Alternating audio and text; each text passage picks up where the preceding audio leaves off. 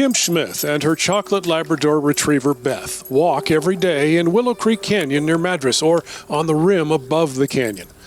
Beth, who is a three-legged dog, usually stays close, so it was strange when she abruptly disappeared. I came home and there was no Beth. And that started the search for her. And so I went back where we had walked. I went back where we oftentimes go, across the road. Kim spent 2 hours looking for Beth, knocking on neighbors' doors and checking all the places they visit. Finally, she called a neighbor who has dogs that know Beth to help find her. I'll head out in that direction with Scout. You head in other directions and go back to the house. And so we started walking and I heard a bark, but it was windy and I wasn't sure, and then let her off leash and said, go find Beth, and off she went, and I watched her and she started circling a tree. Turns out Beth was stuck in a leg trap, legally set on public land. He's a wonderful dog. I don't think I would have tried taking the trap off of her foot.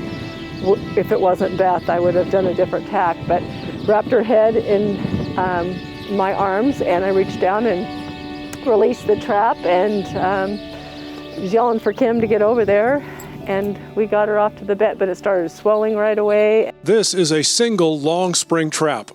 It is designed to hold an animal by its foot in the jaws. You must compress the single spring to release the jaws. This can be done braced against a hard surface with your hands or feet. Most other traps are variations on this same design. Here is a double long spring trap. You need to compress both springs to release the jaws. Any dog, no matter how well-mannered, caught in a trap will be frightened and may bite. Consider pulling a coat or shirt sleeve over the dog's muzzle to prevent it from biting while working to release the trap. If you cannot compress the springs with your hands, you can use a rope or a leash. Feed the leash through the loops of the spring twice. Maintain the trap in a horizontal position to prevent further injury to your dog's neck. Put your foot through the loop of the leash or stand on the end. Pull the leash until the spring is fully compressed and you can place the lock over the spring. Repeat this on the other side, then remove the trap by sliding over the head of the dog. Beth suffered hairline fractures in the foot that was caught. Dogs released from traps usually require medical attention.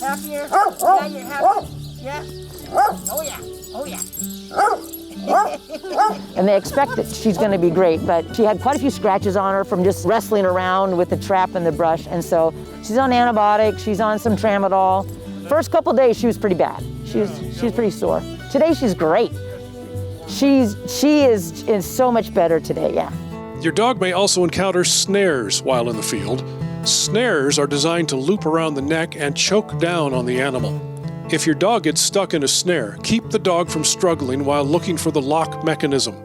Pinch together the cable in front of the lock mechanism to release the tension, then slide the lock mechanism back.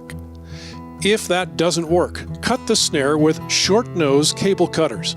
Snares are usually made of aircraft cable, so conventional wire cutters or those found on Leatherman tools may not work. You know, you have to stay calm, and cry later is always mine because it's about the animal, and if you get upset and panic and cry, that's why I yelled at her, don't cry when you see this, because poor Beth would have been mom's upset. So get help if you don't feel that you can do it yourself. Traps are usually set along animal trails, streams, edges of meadows, and canyon rims.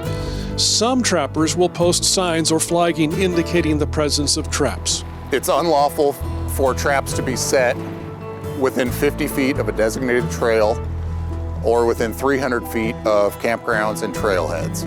So there's a little bit of a buffer there. If you stay on the trail, you shouldn't have issues. Be aware of your surroundings while out with your dog and look for signs of traps in the area. If you think there are traps around, use caution and put your dog on a leash. We have a lot of great land out here, and yes, there could be traps. And that's just how it is. It's kind of like during hunting season, I walk differently with Beth during hunting season. That's just what you do. From Willow Creek Canyon, I'm Brooks Snavely for The Great Outdoors.